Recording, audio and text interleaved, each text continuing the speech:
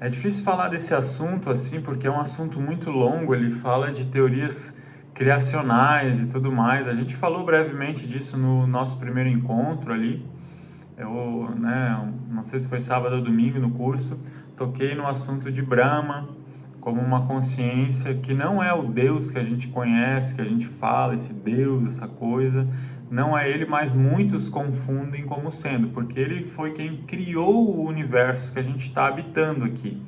Mas acima desses níveis, onde ele se manifestou e ficou aprisionado no próprio universo, existem seres ainda mais, vamos dizer assim, mais elevados em nível de consciência.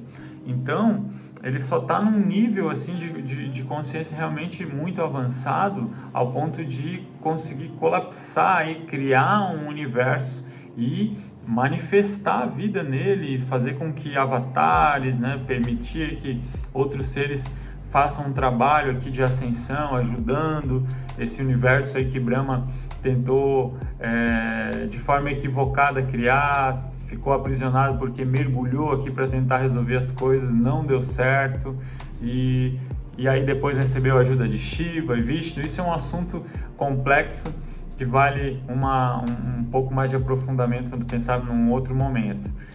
Mas é interessante a gente saber, né, que Brahma ele realmente não é o Deus que a gente fala. Esse seria Brahman, com N no final. Brahman é a totalidade,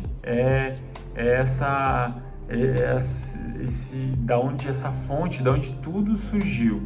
E não é um Deus, né? É uma inteligência cósmica, vamos dizer assim, da onde emana aquela ilha central, os 7 universos que eu comentei. Aí, a partir desses 7 universos, a primeira criação com a tríade, né, com a energia de criação, transformação e manutenção, que vai se replicando, é uma criação de 3 em 3, né?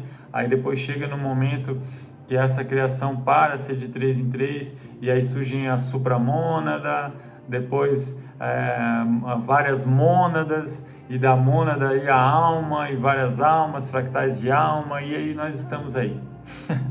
Mais ou menos, bem resumidamente, é isso, né? Interessante a gente buscar aprender sobre isso, estudar um pouquinho mais. Tem vários mestres aí do conhecimento criacional, como Rodrigo Romo, enfim, a gente pode buscar. É um assunto que me agrada, mas não dá pra gente falar disso rapidamente, assim, tá bom? Só para entender um pouquinho quem é Brahma. E aí, a partir disso, né? Quem é Brahma, a gente começar a tentar linkar ali essa história toda. Apesar disso que eu falei, Brahma não é amplamente adorado na Índia, mesmo sendo esse criador, né, como as outras divindades, como o próprio Vishnu e Shiva. Na tradição hindu, ele é frequentemente visto como uma figura distante e menos acessível, até porque ele está isolado lá em Brahma Loka, né? E também existem pouquíssimos templos dedicados a Brahma, a essa consciência. Uma das razões para essa menor adoração pode ser atribuída a uma lenda na qual Brahma é amaldiçoado por sua própria esposa, Sarasvati, devido a um desentendimento entre eles, né? Isso é uma forma assim bem colorida, né, de ver a verdade, que é realmente esse desentendimento, ele é justamente devido a esse fato da sua criação ter sido concebida de uma forma equivocada e ele ter que mergulhar para resolver aí essa parada, essa criação que é a Sarasvati, né, que é o aspecto feminino, e ficou aprisionado na própria criação, no caso Sarasvati, que é a manifestação da criação em si. Mas esse é um assunto realmente mais profundo, a gente pode conversar disso, apesar de eu ter muita vontade, a gente pode falar só dele em outro momento. Relacionar a mensagem de soltar-se para receber a energia, vivendo livre de preocupações, como está na cartinha ali, com esse arquétipo criativo de Brahma, pode ser uma maneira interessante da gente explorar o conceito da entrega, né? Essa coisa da confiança e o desapego, né? Como eles podem estar ligados ao processo criativo e à manifestação da vida. mas como eu comentei antes, para que a gente não se precipite naquilo que vamos criar, né, como o Brahma fez, e depois isso possa nos causar problemas, é preciso estar bem atento e consciente dos nossos atos. Então, meditar bastante, estudar, buscar sempre a ajuda do arquétipo como o Vishnu, por exemplo, para a gente aprender a ouvir essa voz do nosso coração. Então, não é sair criando aleatoriamente, tipo, tive uma ideia, vou fazer. Não, preciso ter um plano, né? Assim como o Brahma criou o universo a partir do nada, a mensagem de soltar-se para receber energia pode ser vista como uma rendição ao fluxo criativo da vida.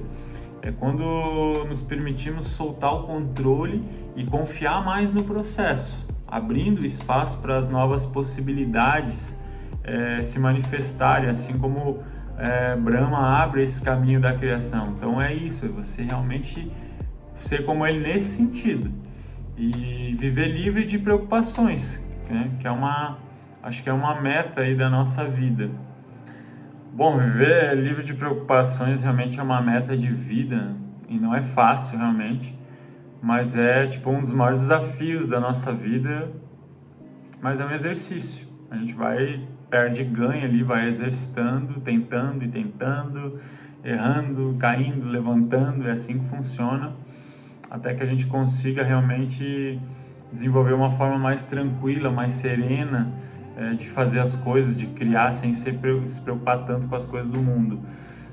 Da mesma forma, viver livre de preocupações pode ser visto aí como uma maneira de permitir que a criatividade flua livremente. Quando a gente está realmente preso nas preocupações, na ansiedade, é difícil criar as coisas, a gente perde a nossa capacidade criativa, e nos conectar com o fluxo da vida é fundamental para que isso aconteça. Eu vejo muitas pessoas deixando de criar uma vida incrível justamente pelo medo de errar e sem saber que o erro faz parte desse processo do sucesso.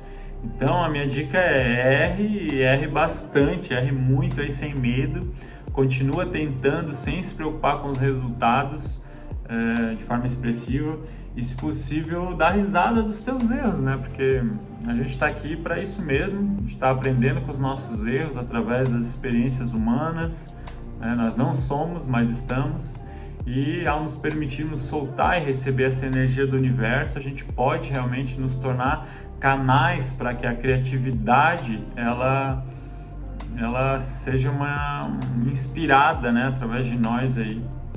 E isso nos permitir manifestar os nossos sonhos, as nossas maiores aspirações de uma maneira autêntica e significativa. Pois nós somos esses criadores natos, eu acredito muito nisso. E a gente está criando a cada pensamento, né? O tempo todo o universo ao nosso redor está sendo manifestado. Então a gente precisa lapidar cada vez mais esse diamante bruto que nós somos para poder co-criar realidades ainda melhores.